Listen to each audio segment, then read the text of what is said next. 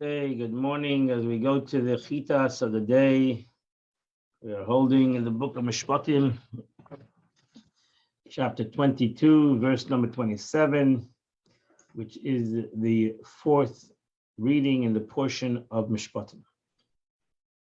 Very interesting laws as we continue through the laws of the Torah. The Torah starts off in chapter 22, verse 27. Lekim le'sekalel v'nasi ba'amcha le'sor.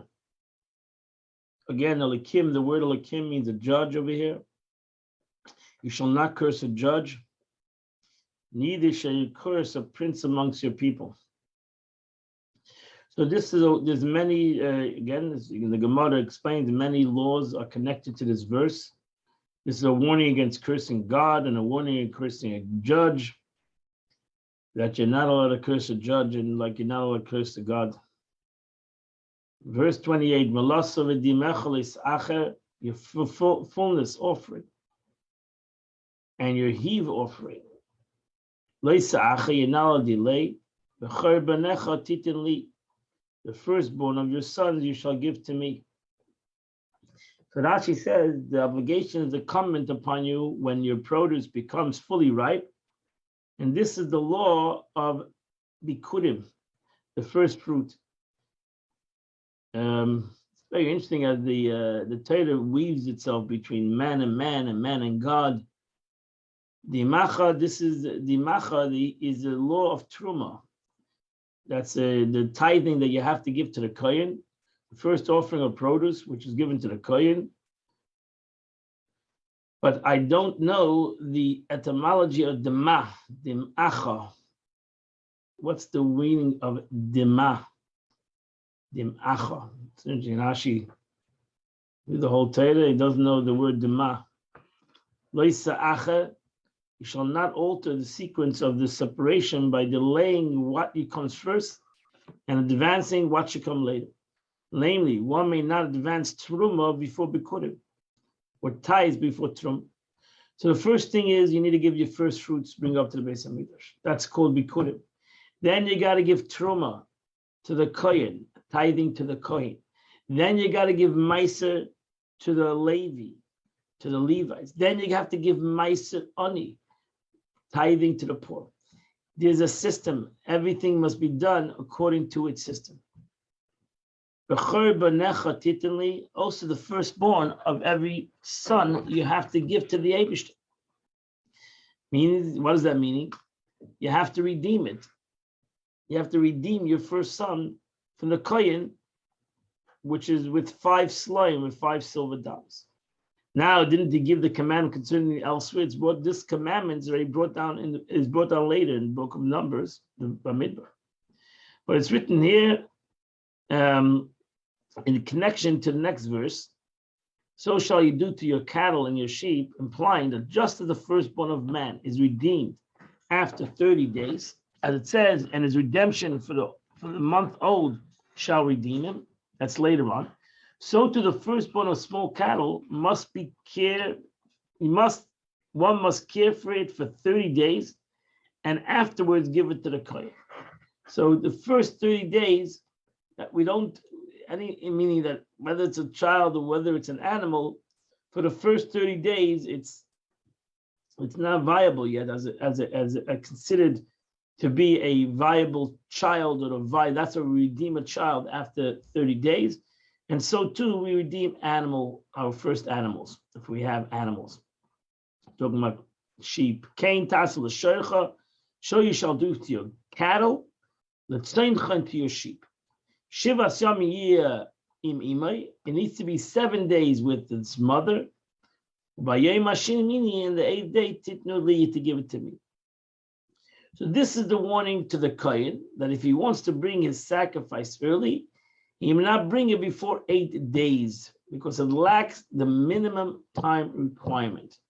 So you're not allowed to bring a sacrifice within the 8 days, 7 days, 8 days of birth. You have to wait till the 8th day. One might think that it's an obligation on that day.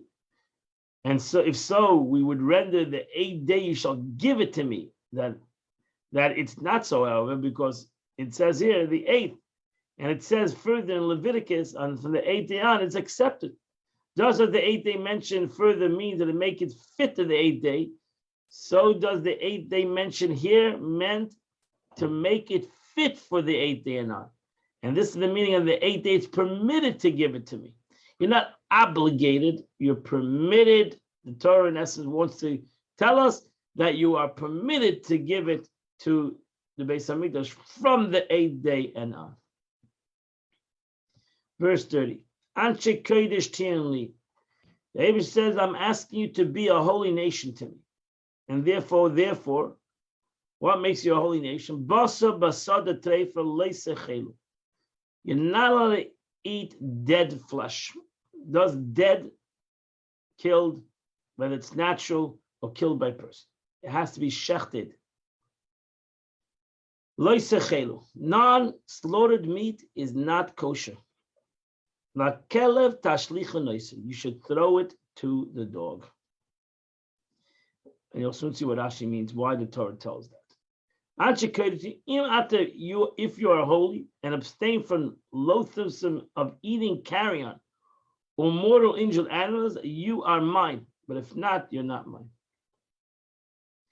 Basabasada treifa, a flesh torn in the field. Why does the Torah say the field? What happens if it's in the house? If the flesh was torn in the house, the law is the same.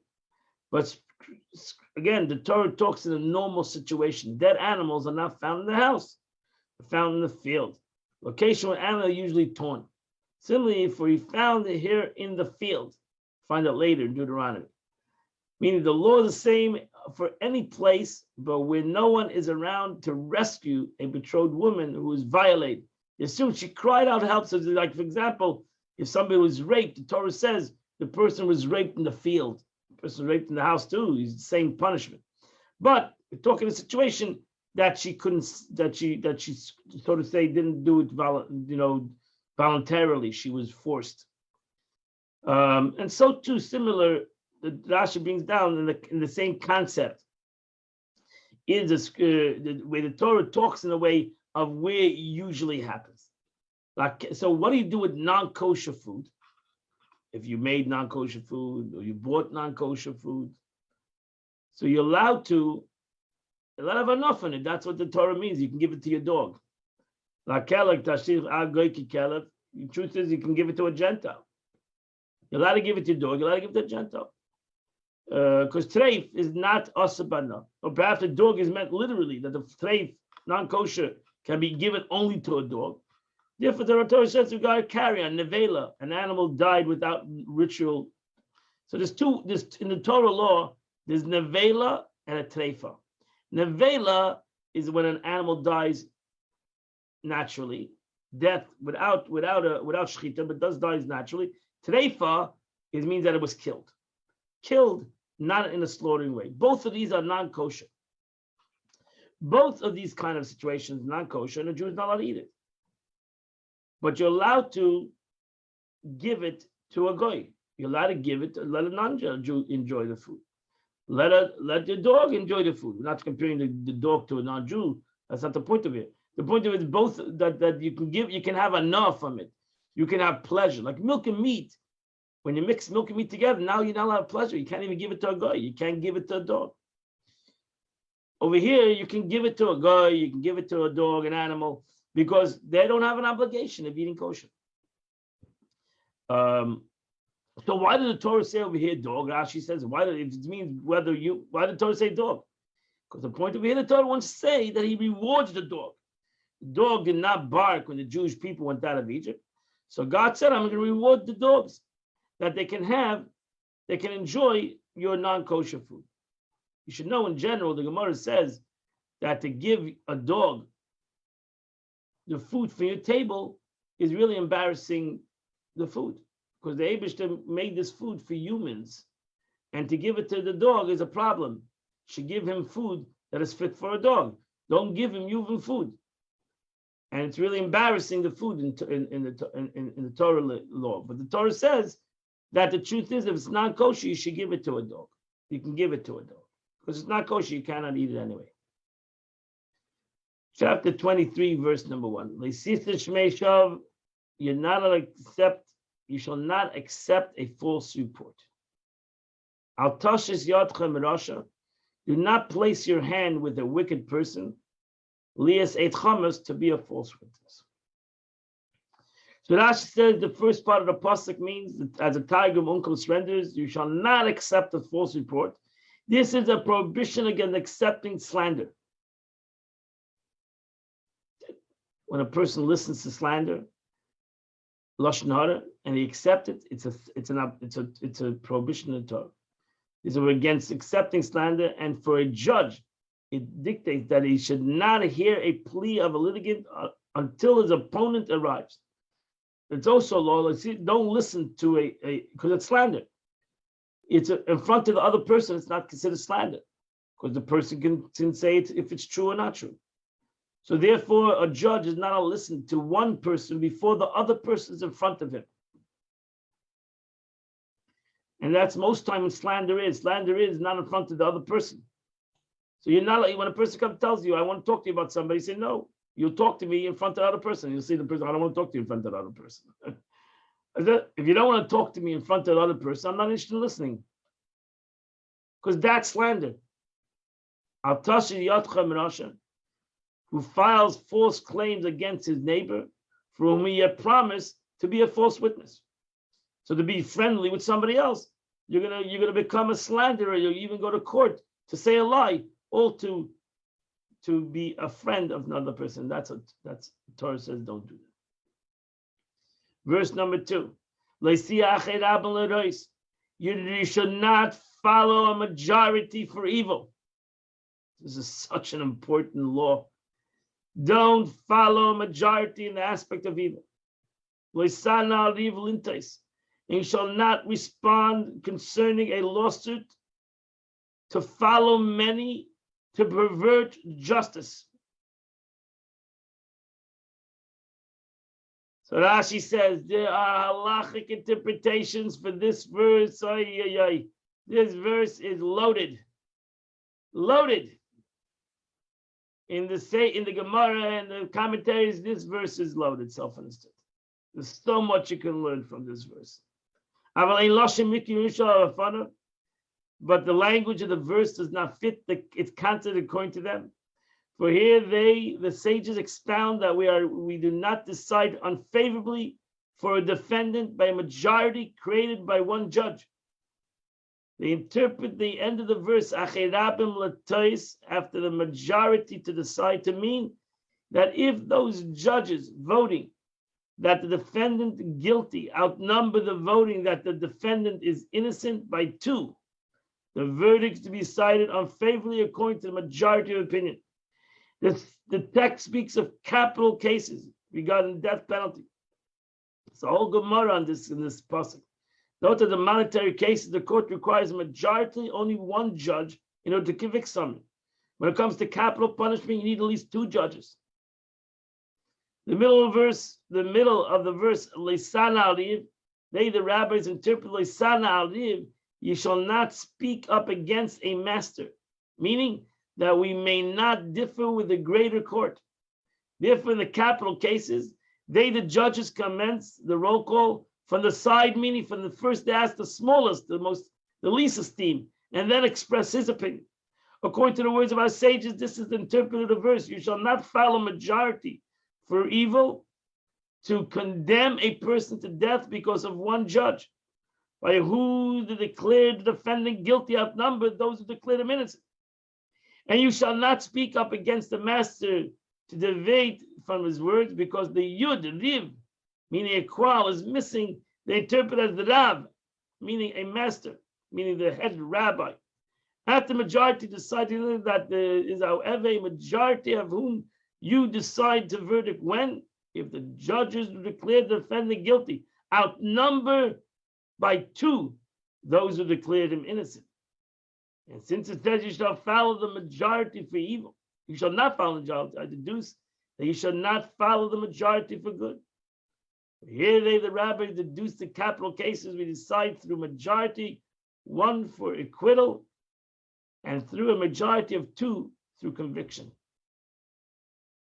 Onkelos renders this verse Do not refrain from teaching what appears to be your concerning a judgment.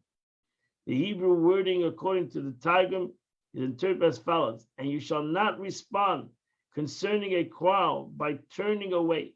If someone asks you something concerning the law, do not answer him by turning aside and distancing yourself from the quarrel, but judge it honestly.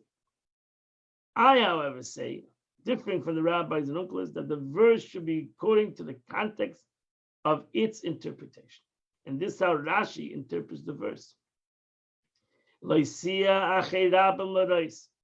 If you see wicked people perverting justice, do not say, since there are many, I will follow them. Simple meaning.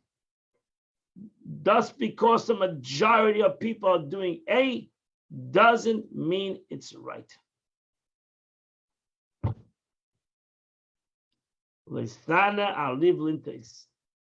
And do not respond concerning a lawsuit to follow, meaning, and if the litigant asks you about the corrupt job that asks you about the corrupted judgment, do not answer him concerning the lawsuit with the answer that follows those many to pervert judgment from its true ruling, but tell the judgment as it is. Let the neck iron hang on the neck of many, meaning let many bear punishment for the perversion of justice. That's it. Let it fall where it falls. Thus, because majority of judges will judge falsely, doesn't make the rule correct. And therefore, do not fall into that kind of situation. Neither shall you glorify a poor person in his lawsuit. Meaning, you shall not bestow honor upon him, the destitute man, by deciding in favor. You say, "Oh, Rachmanas and the poor," and therefore, Rachmanas and the poor, I'll judge for him. Not true. It doesn't make a difference. It's if he's rich or poor. You judge according to true justice. He's right. You can't say he's poor. I'll decide in his favor and honor him. No. If you come upon your enemy's bull, or his donkey, your enemy, Toya that is wandering, is lost, you shall not say, he's my enemy. I didn't see it. Hashev tashiv enoloi. You have an obligation to return the lost object, even if it's the object of your enemy. If you see the enemy's donkey, you'll see your enemy's donkey. That is crouching, is lying under its burden. So you might say, what do I care? It's his problem. Would you refrain from helping the animal? You shall surely help the donkey, even though it's the donkey of your enemy. Rashi says, if you see your enemy's donkey, the word ki serves as an expression of perhaps, which one of the four meanings of ki. This doesn't mean, will you perhaps see his donkey lying under his burden, and you'll refrain from helping him? Ozav tazivimai. Taziva is expressions for help. Similarly, it's saying for assistance. Similarly, it's turned to be azev. Rashi explaining the word azev, which means fulfill the earth to strength, to force of strength. Similarly, finding Rashi is running the word ki, perhaps. Will you perhaps say in your heart, these nations number more than me? Will you perhaps say so? The verse thus tells you, do not fear them. But our rabbis interpret the verse as follows: if you see, you may refrain, meaning that sometimes you may refrain from helping somebody, and sometimes you must help. That's how the Gemara translated. If you see, means something means that sometimes you'll see and you're not going to help it. How so can that be judged? An elder who finds it beneath his dignity to upload a donkey, you may refrain. Let's say it's the rabbi of the city, an elderly Jew. Or perhaps the animal belongs to a Gentile, or burden belongs to an Israeli. You may refrain. So there's different laws. Or let's say the person doesn't want to help himself. He says, you do it. I'll just sit on the side.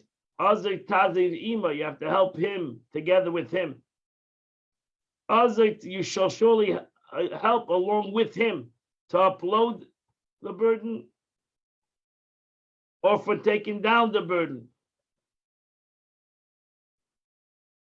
And that completes the Chumash of the day. A lot of laws. We are going to chapter 24 in Tanya, I believe, the 24th chapter of Tanya. And the Alter Rebbe continues to explain in 23, chapter 23, the concept of a mitzvah, the power of a mitzvah, the power of learning Torah. What happens when we do a mitzvah? What happens when we learn Torah? And the basic thing that happens is the unity between a Jew and God. And it connects this unity, as he expressed in the learning of Torah, is a unity that's cannot be found in any place else. Such a unity. Even mitzvahs don't accomplish the unity that is united when a person studies Torah. So we said, I'm God, your God is the mitzvah of all positive commandments. You shall not have any other God is the mitzvah of all negative commandments. So just like I explained to you the positive, I'm going to explain to you the negative. Most of us take an Aveda as this is God, don't. That's not the way Chassidus learns the concept of Aveda. Zelomazeh is connection and disconnection. So the concept of a mitzvah is unity. The concept of Aveda, Chassidus says, is disunity. These are the 365 prohibitions of the Torah, that the Torah writes. And then you have others that the rabbis prohibit. Since they are contrary and the very opposite of God's will and wisdom. So what happens? What happens if I do an Aveda? That's the point. They represent a total and complete separation from the unity and the oneness of God. That's the point of an Aveda. The point of an Aveda, as we said before, the word Aveda means to veer off. I'm going on a different road. God put a road of unity, and I decided to move off. I started to exit off the road of unity and to go on a road of division, where there is division, where there is separation. So it's the same thing. An Aveda is the same thing of a klippa, a covering, or the opposite side of godliness, which is called Avodah Zarah. So they're all called Avodah Zarah. Truth is, every Avera is called Avodah Zarah. Avodah Zarah means idol worship. Because they're the core and the essence of every sin, whether it's actual idol worship or whether it's another Avera, because it's the same point. We all understand that worshiping an idol is not worshiping God. And that's really the terrible thing about worshiping an idol, is the opposite of worshiping God. So everybody can comprehend that one. We don't have to be a genius. We understand. Nobody wants to worship an idol, because the worship of an idol is the opposite of godliness. The truth is, every sin that I do is moving off, is Avodah Zarah. The core problem of every sin is Avodah Zarah. Machos hester upon him, What's the point of Avodah Zarah? Avodah Zarah, idol worship, is worshiping somebody else, not worshiping God. Every sin I do is doing something that God asked me not to do. So it's going away from God's wishes. That's the true problem of Veda. The problem of Veda is separating myself from God's wishes. It's like any relationship. I can have, everybody knows, oh, worst thing in a relationship is having an affair. Oh, but what about not fulfilling each other's desires? That's also a terrible thing. Going against each other's wishes. That's also a terrible thing. I don't have to go to the worst sin that I'm going to do in a relationship. Every single thing that negative thing that's in the relationship is a terrible thing. Because it's all the same point. That's what the Gemara says. You think the Yetzer Hara comes and tells you to worship an idol? You're going to tell him go blow. The Yetzer Hara first comes and tries to get you to do things that he knows he's going to get you to do. And as he breaks the relationship more and more and more and more and more, ultimately, God forbid, you're going to do the worst. That's the way it starts. So you need to stop your Yetzer Hara right in the beginning. Say, I'm not interested. Just like I don't want to do Avodah Zarah, I don't want to do anything against God's will. I don't want to break this relationship. That's more important. For me, it's important in the relationship. And I understand this relationship has 365 negative things that can break this relationship. Just like in any relationship, there are many things that can break the relationship, not only the worst situation. It always starts off with the small things. Then we go from the small things to the bigger things. We don't stop at the small things. Machas hested upon him. That's the most important thing. The important thing is that when I do an Aveda, I don't have a face-to-face relationship. Shal Ratzon Elyon. I don't have a suddenly now we can't look face-to-face anymore because I know I've hurt God. I know that I disappointed God. Like in any relationship, sometimes I can't look in your face because I know I've said something about you. I know that I've done something against you. So it's hard for me to have a face-to-face relationship because I know that it's not real. I know that I've done something against you. So that's the concept of an Aveda. And if I would look at every Aveda in that way, I would never do an Aveda. Because I would never do idol worship. I would never do anything. If I understood the relationship. If I base my Yiddishkeit on a relationship between me and God. So too, just as a forbidden action in itself represents separation of godness, so too, you don't have to go that far. By a Jew, it even goes more. By a human being, by a Jew especially, it goes even more. I'll understand that just like doing a sin is not allowed, what about thinking of a sin? How far do I have to go to separate this relationship? Only in action? What about in speech? What about in thought? So I know, as a human being, even thought and speech can negate a relationship. I start thinking about other situations. And they are enclosed with its 365 negative commandments in thought and speech. Similarly, the essence of the soul itself, which is enclosed in the garment, since the soul itself, after all, which speaks, thinks, speaks, and acts through its garments, the faculty of thought and speech and action.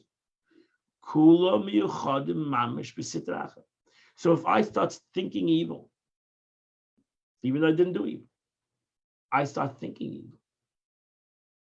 I start speaking evil. I automatically give over myself, my thought and my speech, separate myself from God. And I'm doing Avodah Zarah.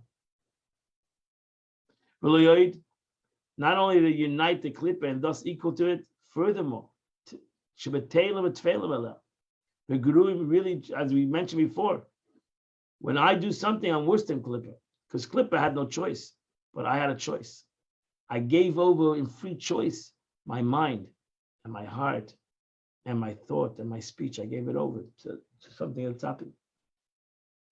He, for klipa, is not clothed in the corporal body and hence is more exposed to divine light. And it knows its master, the klipa knows its master and does not rebel against him. God forbid. by any independent acts of sending its evil messengers, only other than in the service of God. So even Klippa knows, even evil knows that it's only a messenger. Kamaima Bilam, who was a prophet by the non-Jews, terrible prophet, said, I cannot go against the word of God. So here you have a person that was a terrible person, but he knew that he couldn't go against God. And even those, even Avodah Zarah, even idol worship, which is denial of God, yet they refer him as the God of gods, indicate that they did not die completely. So I am worse than Avodah Zarah. In essence, it means truly and honestly, Avodah Zarah and evil, these are all messengers of God. They can go against God's will, but I, as a human being, have total free choice. So if I go against God, I'm worse than Avodah Zarah itself. I'm worse than Klippa, because I, with my own free choice, decided to go against God. That's like a person who who blames everything on somebody else. Blames it on his mother, on his teachers, on his society. So it's nothing about him. He is out of control. I have no control. Basically, a person that blames everything on everybody else, basically saying I have no control. So you push, what am I? If I blame everything on everybody else, so what am I? I don't have free choice. I'm an animal. So then what am I? If I blame it on other people, I'm worse than those other entities, because I am basically saying that I've given away my choice. I have no choice. That's a terrible situation. That's worst of all things, that a person would say, I have no choice. I've lost my choice in life. So therefore, in essence, a person that gives away, walks away from the truth, walks away from the relationship, cannot blame it but on himself.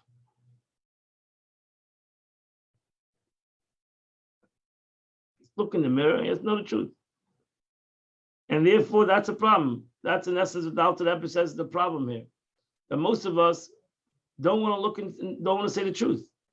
And that's why we never rectify anything, because we don't want to look in the mirror and be honest with who we are and what we are doing. We like to just blame it on everybody else or on everything else. So we blame it we blame it on God also. That God created evil in the world. What do you want from my life? God created evil in the world. So it's his problem. And the Abish says, you're right. I created evil in the world, but I gave you free choice. So therefore, when I created evil in the world, they don't have choice. They're doing their mess. They're doing their job. While you, that I've given you greater than all the powers in the world, free choice, you're worse than them. Because they have no choice and I've given you a choice. So that's what Alter Rebbe says. All these situations cannot go against God's will. There's all evil in the world, whatever you want to call evil, needs to have an existence.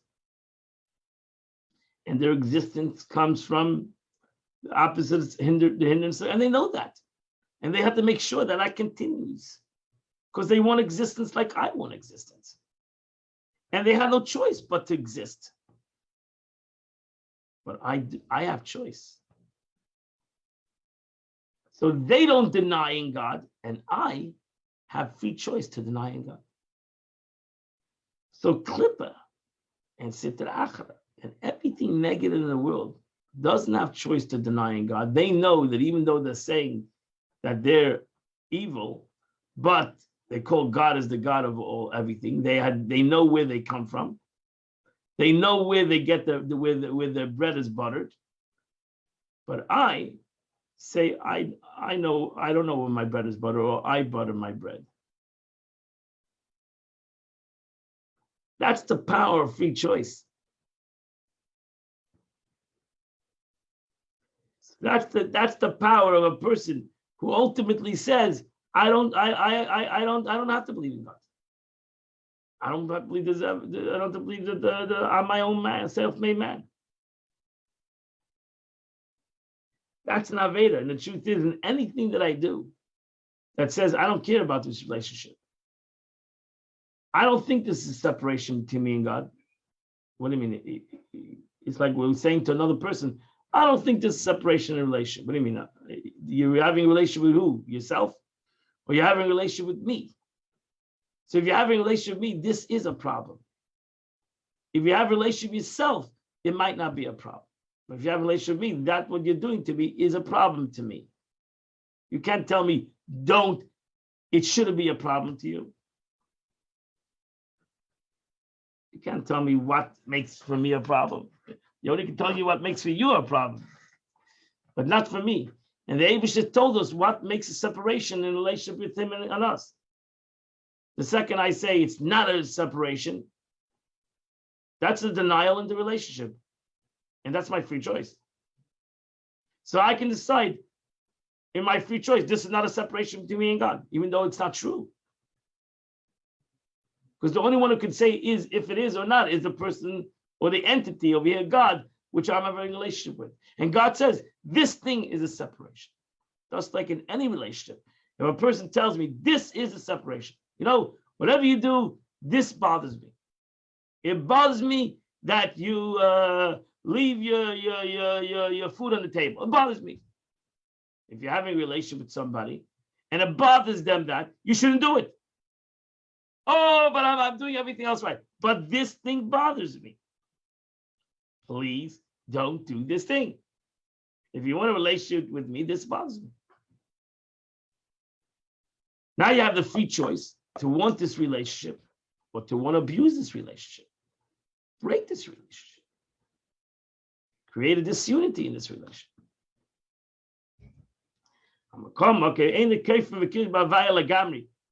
No clipper, no evil totally denies in God.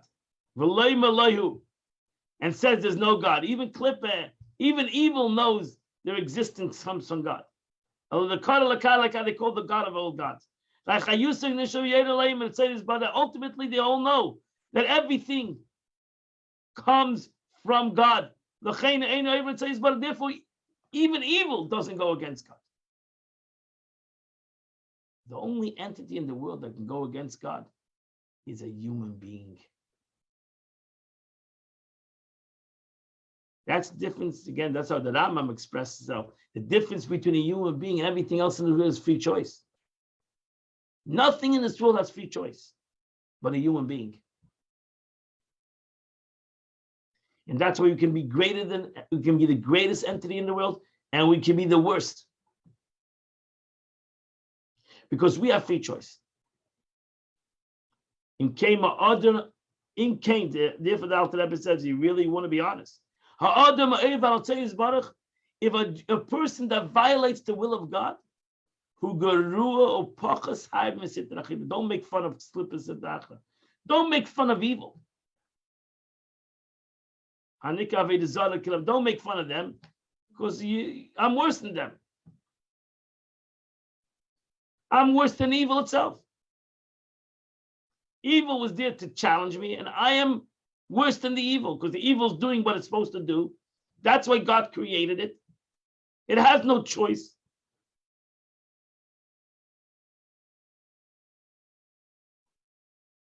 It's there for a purpose, and I am worse than it because I had a choice. I have the choice, and I'm not using the choice. So why do I have a chutzpah to be angry at the messenger of God when the messenger was not giving? That's like the expression, don't blame the messenger.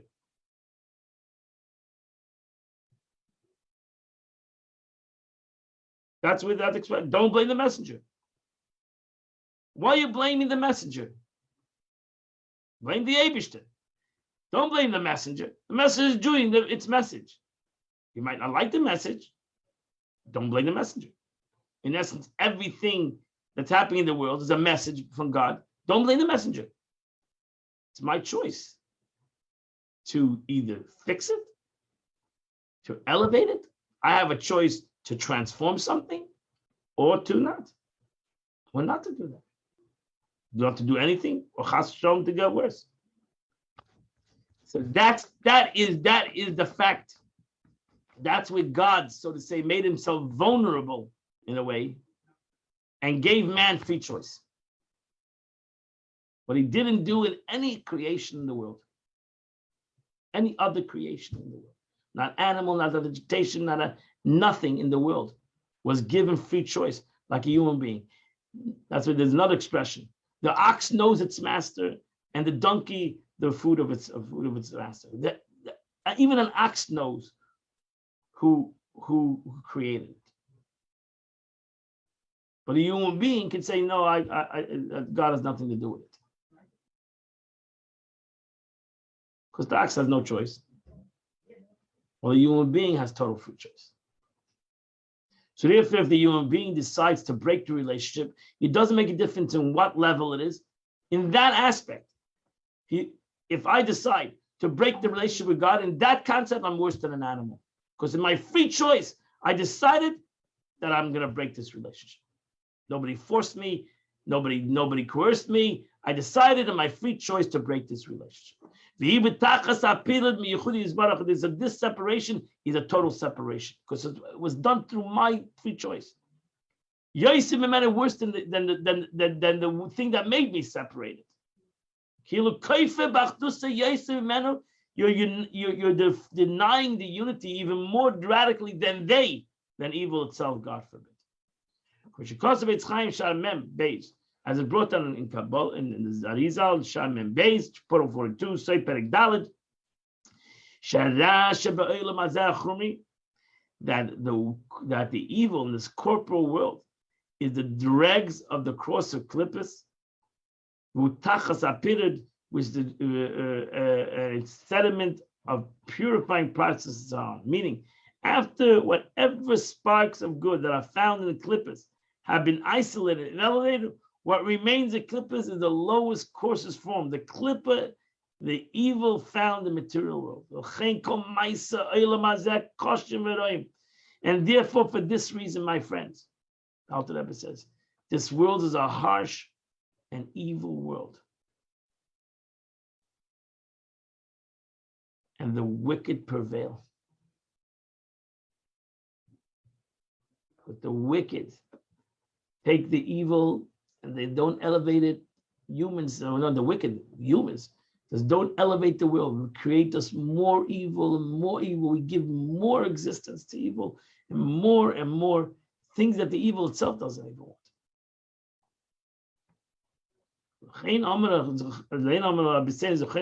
Therefore, our sages say in the verse, if a man's woman turns aside and commits adultery, no man commits any transgression unless a spirit of folly, stupidity, enters in him.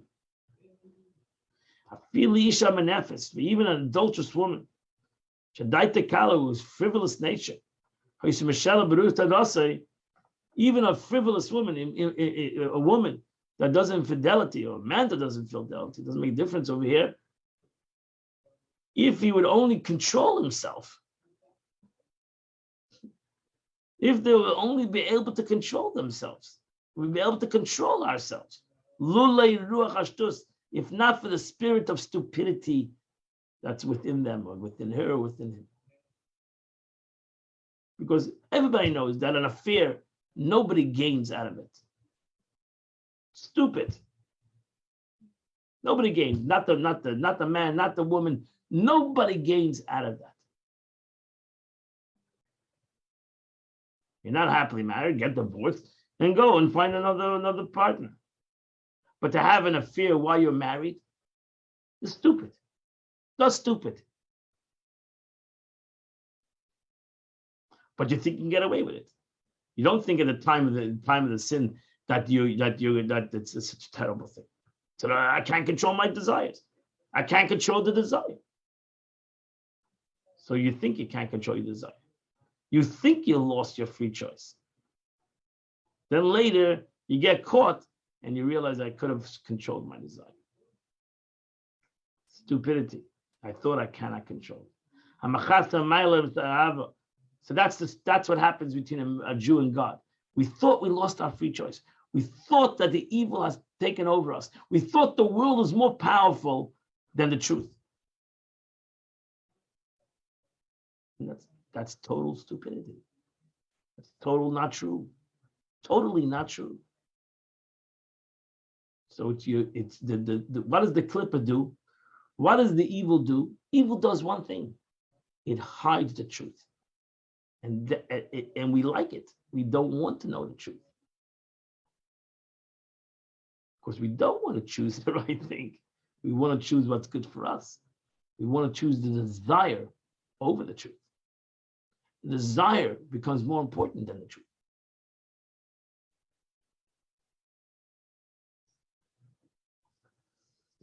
Right? That's the reality.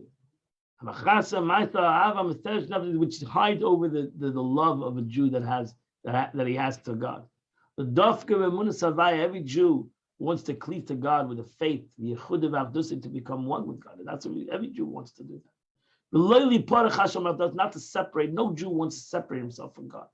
I feel in Neitas Nafsha. We see that ultimately, that if you're going to push a Jew and you tell her, I'm going to put you to death, bow down to the idol, then he's going to say no. Even if you tell the Jew, you know what, just bow down. Don't make believe like you're just bowing down. Just do the physical. Just do the physical act. Just do the act. Do the motions. Nothing personal. Nothing. You're not having any thought behind you. Just bowing. Make believe you're bowing to something else. For example, now, if her hidden love of God has the power to enable her to face death rather than separate from him, surely then it's within the power to overcome the temptation of lust for adultery. If I'm ready to give up my life for God, not to worship an idol, the Torah says, don't do adultery, which is a lighter suffering than death. I'm ready to give up my life, give my life up for God, not to do adultery, not to do idolatry. Why am I not ready to give up my life, not to do adultery? I'm not. That will not bring me to any negative. Here I'm dying. I'm going to be put to death. Over here I'm going to live. I'll have Mesiras Nefesh and live. Not only live, but live a happy life, and not hurt my wife, and not hurt the relationship with my wife. By Hefesh, what's the difference? The distinction she makes, the person makes, because the Torah law is a woman that has an affair. The distinction she makes, the Torah is going, the Alter Rebbe is going on the verse of a woman that has an affair, between the prohibition against adultery and against idolatry, that a person makes the distinction. Oh, I won't worship an idol, but I'll have an affair. That's stupid. That is ridiculous. That's a spirit of folly stemming from Klippa, which is untrue. There's no difference between idolatry and adultery.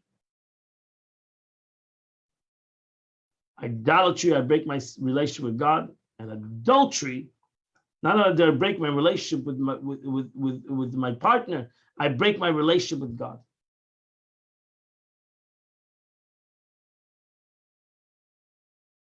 So less for the nephew, a kiss. And the Alter Rebbe is giving it as an example of adultery. The truth is, it's every sin that I do. Every sin that I do, I ultimately break my relationship with God. Ad b'chinas chachma until the wisdom of God. Ad b'chlal, not the wisdom itself. Because ultimately, in wisdom is the light of God. As I said before. So ultimately, when it comes to wisdom, wisdom will overcome. If you want to be truthful, the Alter Rebbe said,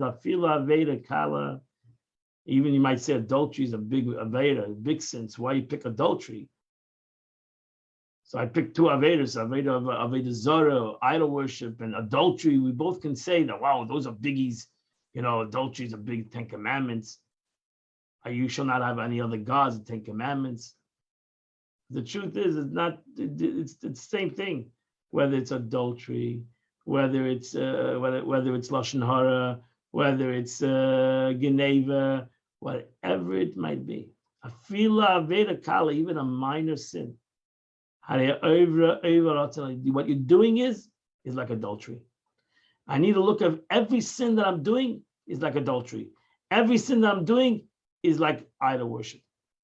The truth is, the Alter Rebbe might have picked adultery because, in essence, in any sin is a breakage in a relationship. That's adultery.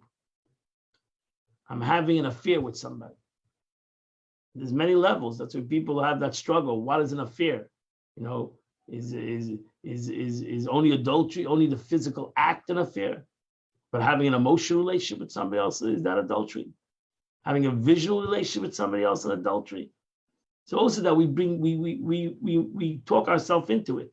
That only the act of an affair is an adultery.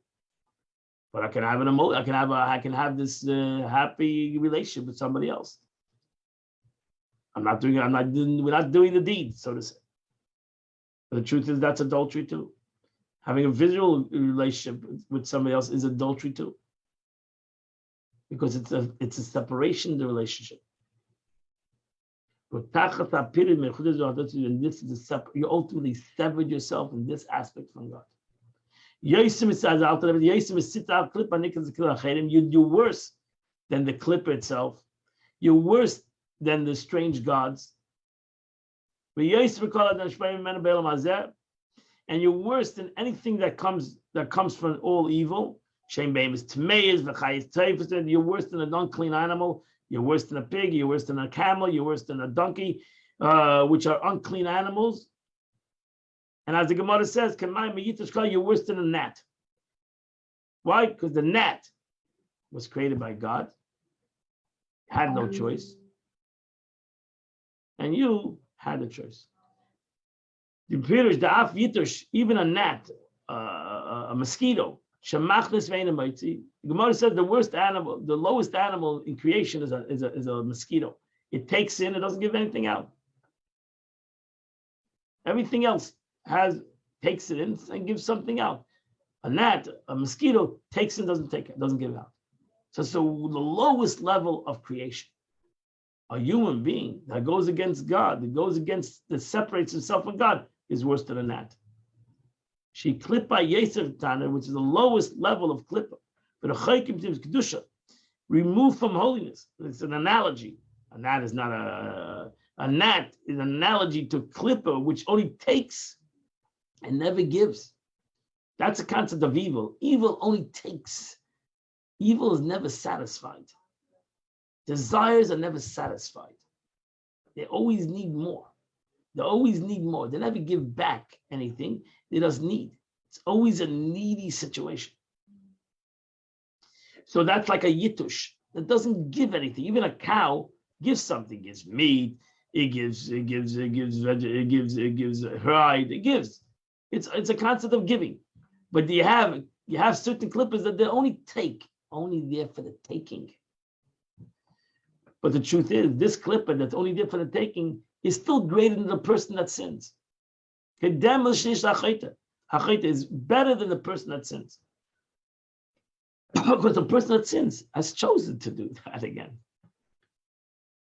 That take precedence over the sinner in order of the descent of divine life force, divine will. So surely the other unclean creatures and even the ferocious beasts are higher than the sinner. All these do not change from the divinely intended purpose, but obey God's command. The lion became a lion, the pig became a pig because that's what God wanted. God had nothing against lions and nothing against pigs. He said, you're a lion, you're a pig, you're going to kill animals, you're going to be a non-kosher animal. That's what I chose. and they accept it. They have no choice. If we do this, is Baruch Shomer Ruchim. And because although they cannot perceive it, for the animal cannot perceive God's command, yet their spirit perceives it. So the animal knows, as it says, the verse says that the animal knows who it is. As it's written, the fear and dread of you shall lie upon every beast of the earth. As our sages say, a wild beast will never defy a human being unless he pierced him like an animal. So it says if the dog chases you down the street because he thinks you're another dog or you're a cat. If he saw that you were a human, he wouldn't chase you down the street. And a tzaddik, whose face of divine image never departs him, evil beasts are humbled before him. As the Zohar writes in the story of Daniel in the lion's den. We all know the story of Daniel in the lion's den. They took Daniel, they threw him into a pit of lions, hungry lions, and the lions didn't touch him. The Zohar writes there was no miracle in that situation. If Daniel was a tzaddik, the lions wouldn't touch him. And if he was not a tzaddik, the lions would eat him up. Daniel was thrown into the pit of lions. And why didn't the lions touch him? Because Daniel was a tzaddik. And automatically all the lions were afraid of him. If I'm not a tzaddik, if I'm thrown into the pit of lions, I better start praying for a miracle. Because the lions are going to look at me like another animal. So that's clear. That one who sins and goes against God, even a simple sin, b'shas ma'aser, at the time of when I'm doing the sin, who betachlis harichi, he commits, he's completely removed from the divine holiness. Which means the unity of God. Means worse than all unclean creatures, the vermin and reptiles, that get their life force from the other side. The clip of Avodah Zarah and the clip of Avodah Zarah.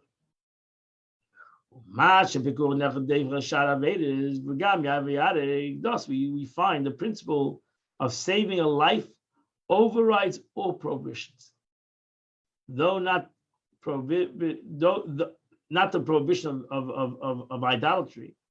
And similarly, the law sometimes calls for one to commit a transgression rather than be killed, even with idolatry, incest, and murder. The law requires that he submit to death rather than commit the other three. So the Torah says, break the entire Torah and live, right? Despite the three cardinal sins, right? Torah says, break everything. Don't do idolatry, adultery, right? And murder. So those are the three cardinal sins that if somebody puts a gun to somebody's head and says, kill somebody or I'll kill you, you should let yourself be killed. If somebody puts a gun to your head and says, bow down to an idol, you should let yourself be killed. If somebody puts a gun to you and says, rape somebody, God forbid, you should be ready to put yourself to, you're ready to die. But if somebody puts a gun to your head and says, break the Shabbos, break the Shabbos. Somebody puts a gun to your head and says, eat non-kosher, eat non-kosher. So this may indicate that the Torah itself distinguishes between idolatry and most other commandments. So that's the opposite of what I just said. But the Alter Rebbe previously stated that adulterers who make such a distinction are blind by a stability of folly. So seemingly, this law contradicts what I just said. Alter Rebbe said, it contradicts. I said that there's no difference between idolatry and adultery and any other mitzvah when you see that there is a difference. The Torah says you should break every law when it comes to life and death, besides these three laws: idolatry, adultery, which I just said there's no difference between adultery and any other mitzvah.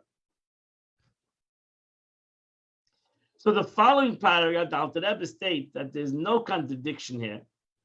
The requirement or the non-requirement to sacrifice one's life for a prohibition does not reflect its instinct, does not really reflect its worth. It's a separate issue. And here the Alter Rebbe gives you an analogy, beautiful knowledge.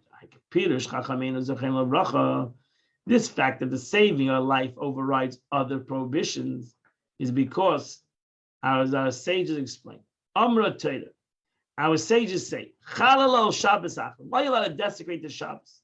Part of the Ten Commandments. Why are you allowed to desecrate the Shabbos to save a life? Because the Torah says, the Gemara says, break one Shabbos, break this Shabbos, you'll live, so you'll be able to live and observe other Shabbos. Right? So when a medical treatment of a patient involves an activity normally forbidden on Shabbos, the Torah requires that we desecrate the Shabbos to cure him, so that he lives and observes the Shabbos in the future. If you're not going to cure him, then this is his last Shabbos on the world, and he'll never be able to do another Shabbos. Thus, the precept of Shabbos has not been waived in the faith of external consideration. It's in the interest of the Shabbos itself. Break the Shabbos so you can keep the Shabbos. That's the point. Break the Shabbos so you can keep the Shabbos. So it's in the interest of Shabbos itself, the patient's future observance of the Shabbos, that we desecrate this one Shabbos. It's not because of the leniency of Shabbos or the gravity of idolatry that one waives while the other is not. Because that's not true. Teda, the proof is, we know, our sages tell us, that the keeping of Shabbos and the non-keeping of Shabbos is the same law of Avodah Zarah. And this law is found in the concept of somebody openly desecrates the Shabbos, and he does it lahachis. He's like a Avodah Zarah. He's like a person who worships idols. And that's like a person who worships idols. You cannot trust his shchita. You can't trust a person who openly desecrates and says, "I don't care about the Shabbos," like he's worshiping an idol, and you can't trust his shchita either. So there, Shulchan Aruch states, the one who regularly desecrates the Shabbos is unfit for shchita, as though he's a habitual practice of idolatry.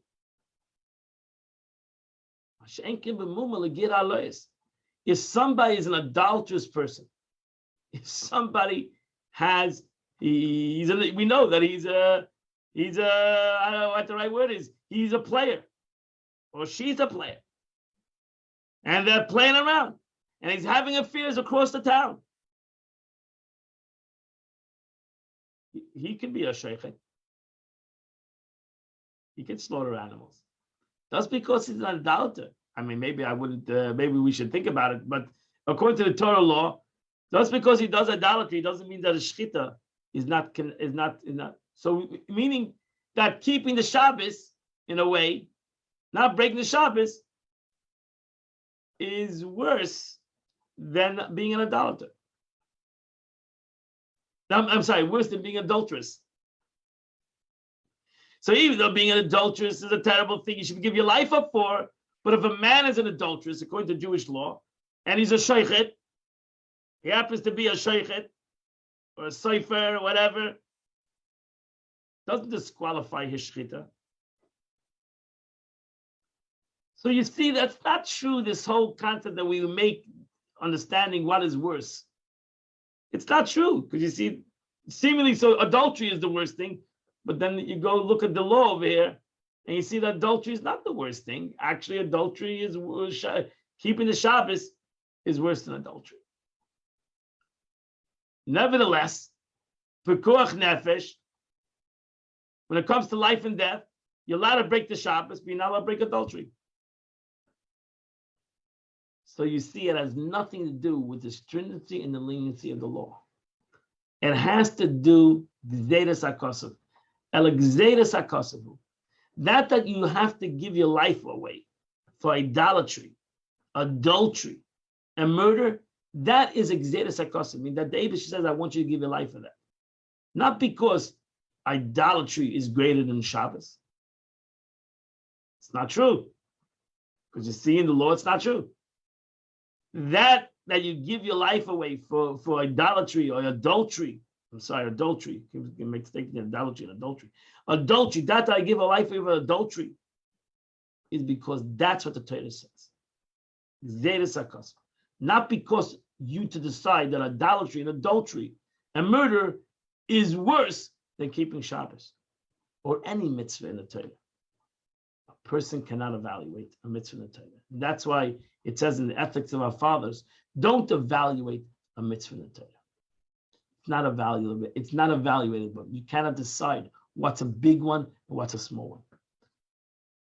You can't even. So here the Alter Rebbe shows you even a Torah law that is seemingly the Torah itself says I should give my life away, not to do adultery, not to do idolatry, not to do murder, doesn't mean that that's the biggies, which we call the cardinal. Truth, every mitzvah, cardinal law.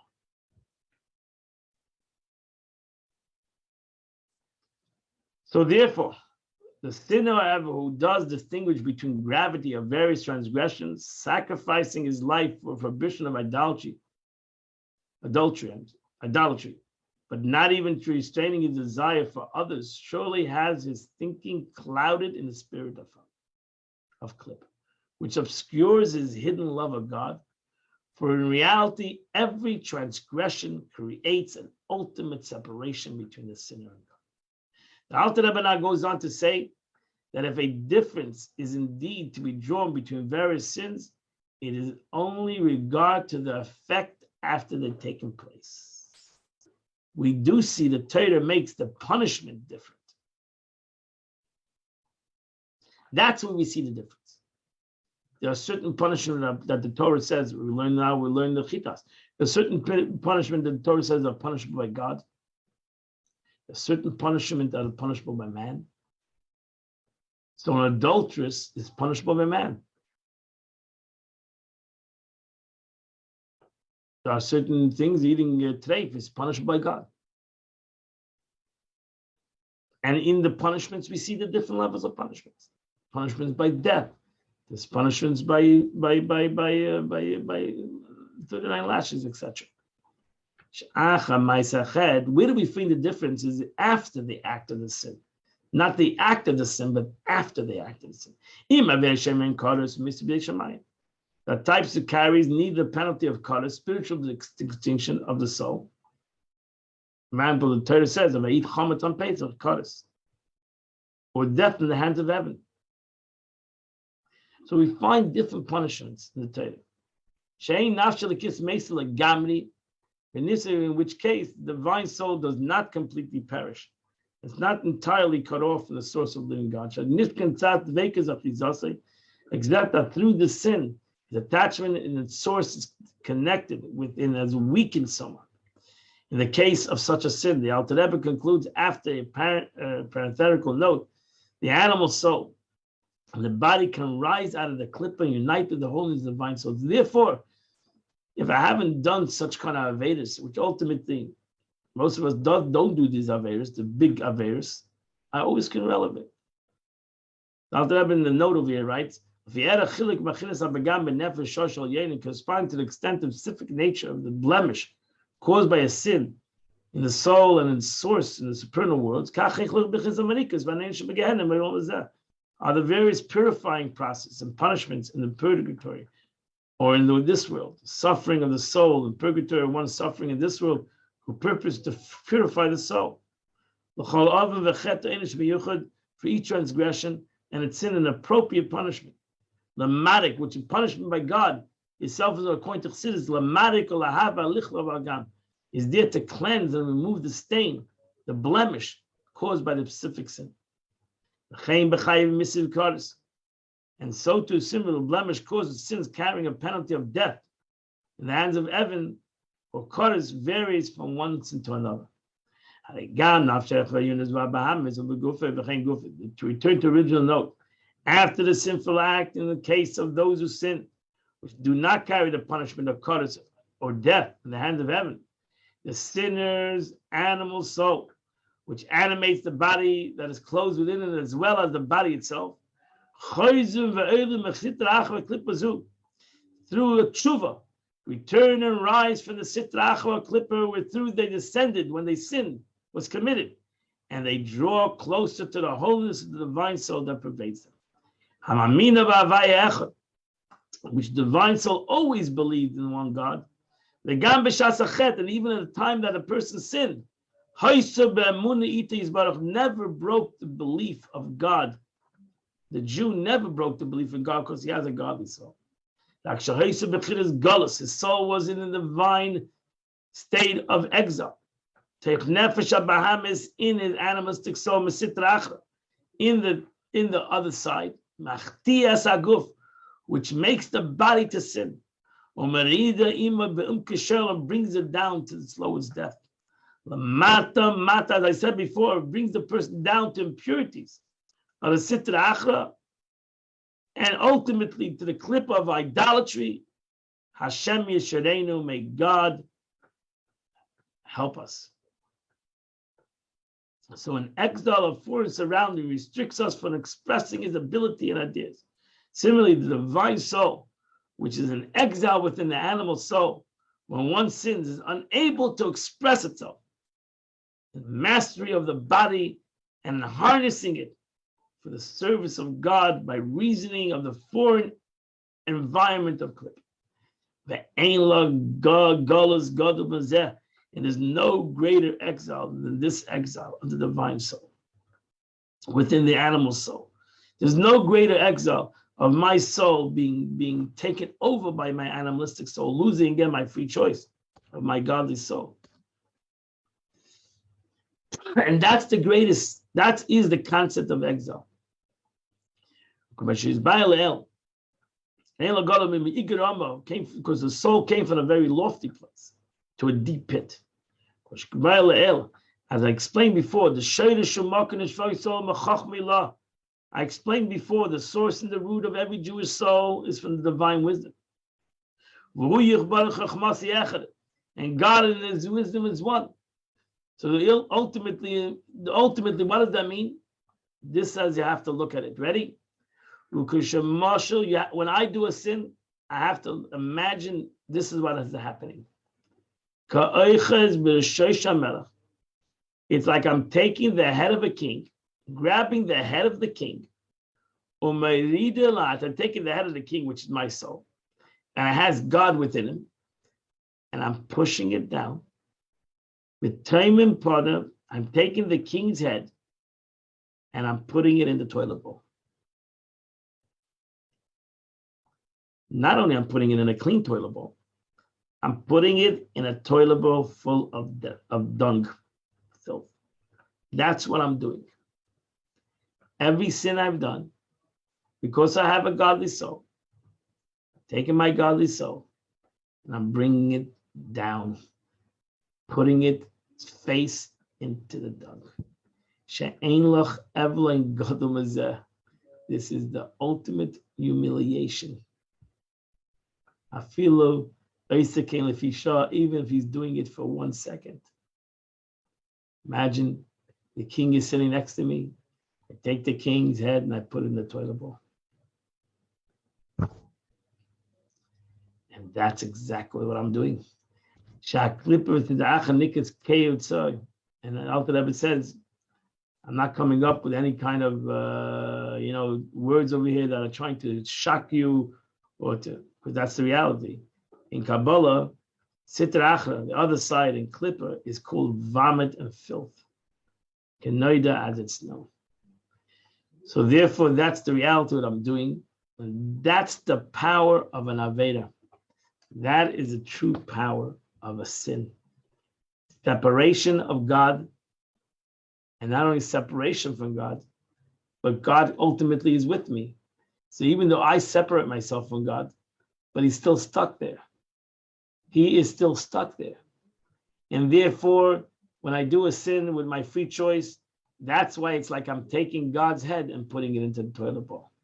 I'm taking my godly soul and I'm pushing it into a toilet bowl. And that's exactly what I'm doing. Because most of us can say, "Oh, but God's not here. I'm doing a sin. I'm enjoying the sin. God's not here." But God is there. He's forced to be there. He has no choice but to be there. So therefore, that's Gullus. Gullus is not my own Gullus, that I'm in exile, but Gullus is that God is in exile. And that's more humiliating than I'm in exile. I'm in exile because I'm in exile. But God is in exile. That's the ultimate exile. Okay, that completes the Tanya of the day. A very powerful teaching of the Tanya. Today, the 24th day of the month, which starts on chapter 113, and it goes to 117. It's the Hallel in the Tillim, and you will do the Chitas of the day. My friends, I wish you a wonderful, beautiful day, a happy day, a healthy day, and God bless you all, and we'll continue to learn the Chitas of the day in Mitcham tomorrow at 8 a.m. I wish you all a wonderful and beautiful day.